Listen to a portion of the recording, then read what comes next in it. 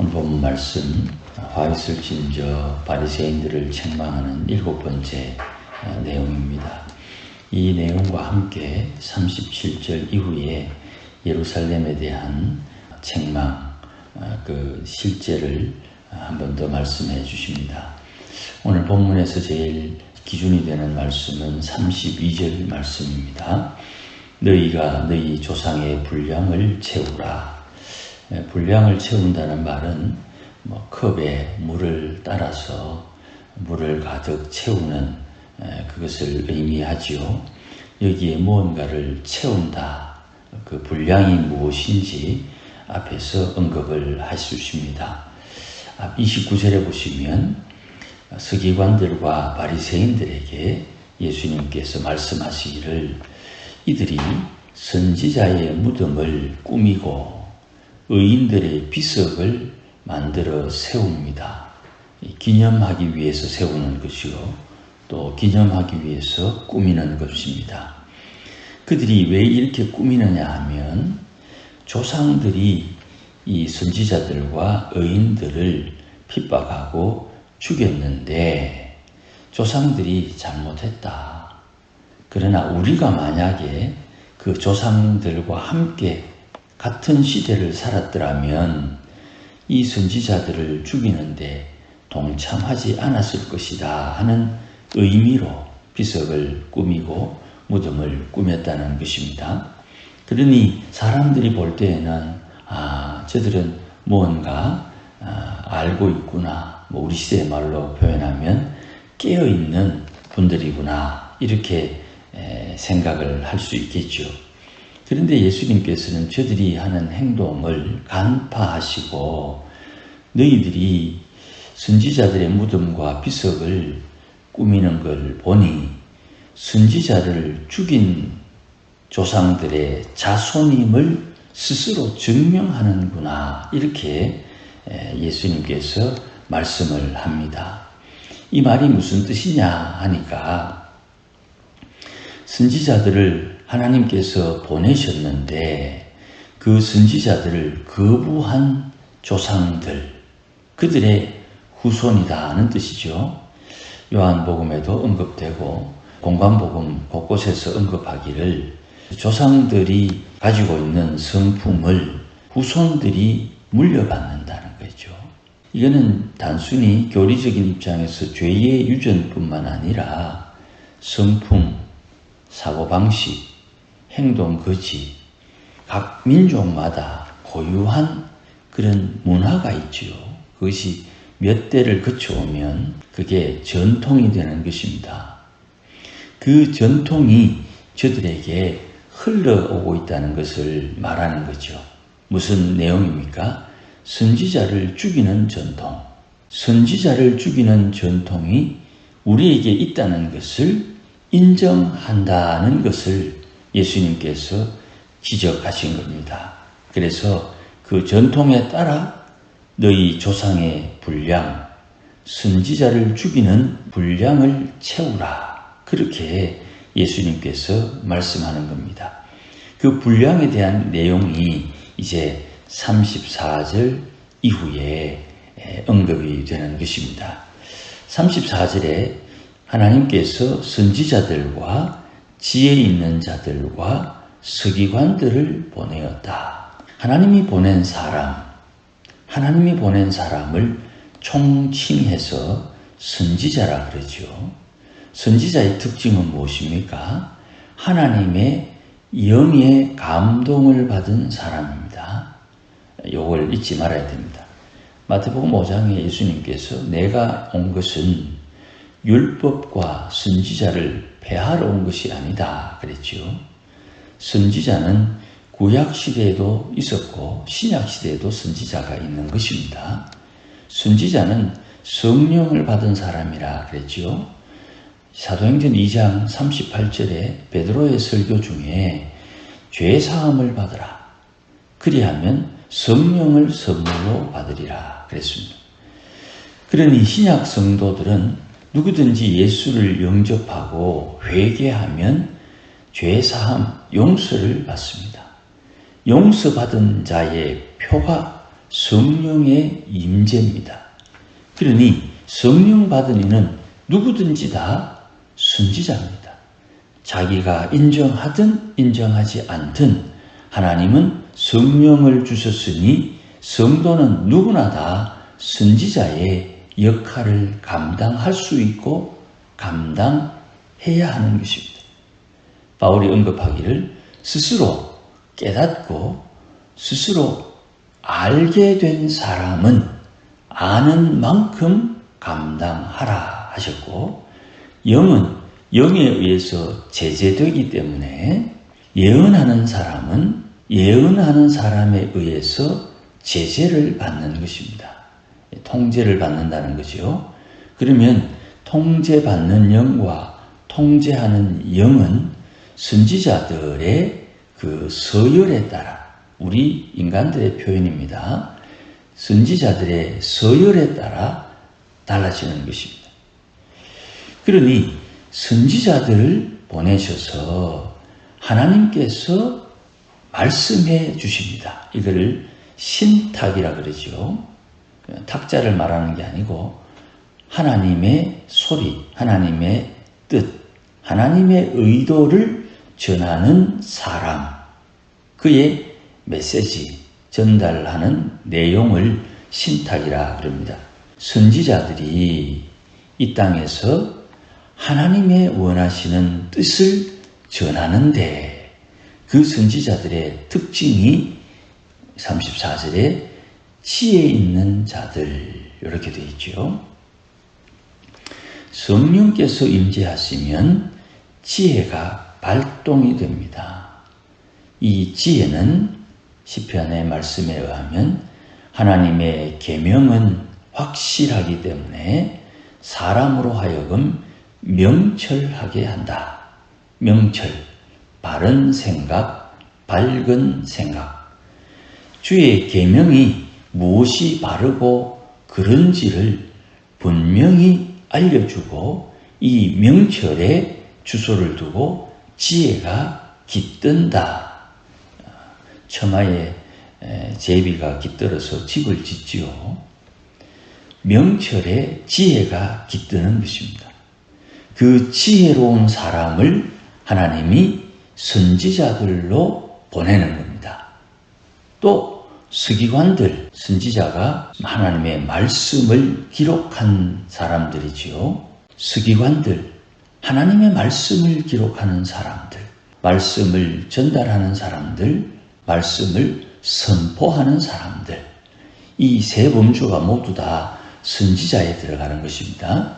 그러니 하나님의 교회의 성도들은 각자가 개발된 대로 이 세 가지 범주 안에 들어가서 적절한 역할을 감당하는 것입니다. 이 역할은 내게 주어진 역할을 스스로 감지하고 인식하고 의식해서 자기에게 주어진 사명을 감당하는 것입니다.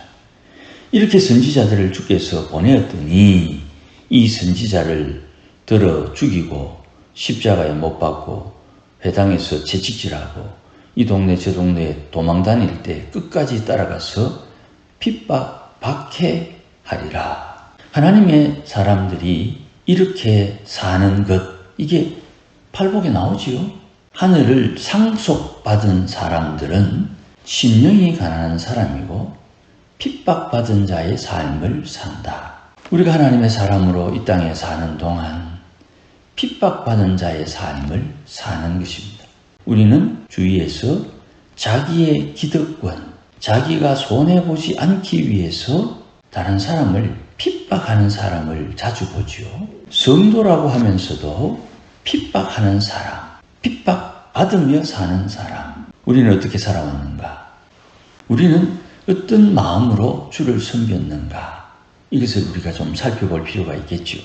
어쨌든 이렇게 선지자들이 이 땅에서 사는 동안 35절에 아벨로부터 사가랴까지 이 땅에서 피 흘린 하나님의 사람들, 선지자들, 하나님의 사람들이 흘린 그 피값이 이 세대에게 돌아갈 것이다. 이 세대가 왜 이것을 감당해야 됩니까? 앞에서 예수님께서 비유해 주신 아들의 혼인잔치하는 임금, 포도원을 세준 사람, 그 사람들이 자기의 종들을 보내고 아들을 보내고 잔치에 초대를 했는데 무시당하고 거부하고 했던 사람들을 마지막에 진멸했다 그랬지요. 예복을 입지 않은 자는 바깥 어두운 데로 내쫓으라 그랬지요. 그 비유의 말씀대로 이 바리새인들에게 말씀하기를 조상들의 분량을 채우라. 하나님의 아들 예수가 이 조상들의 분량을 채우는 마지막 순교자, 핍박받는 사람이 되는 것입니다. 이런 엄청난 일을 자행한 이 세대들에게 33절 예수님 말씀에 너희는 뱀이다. 독사의 새끼들이다.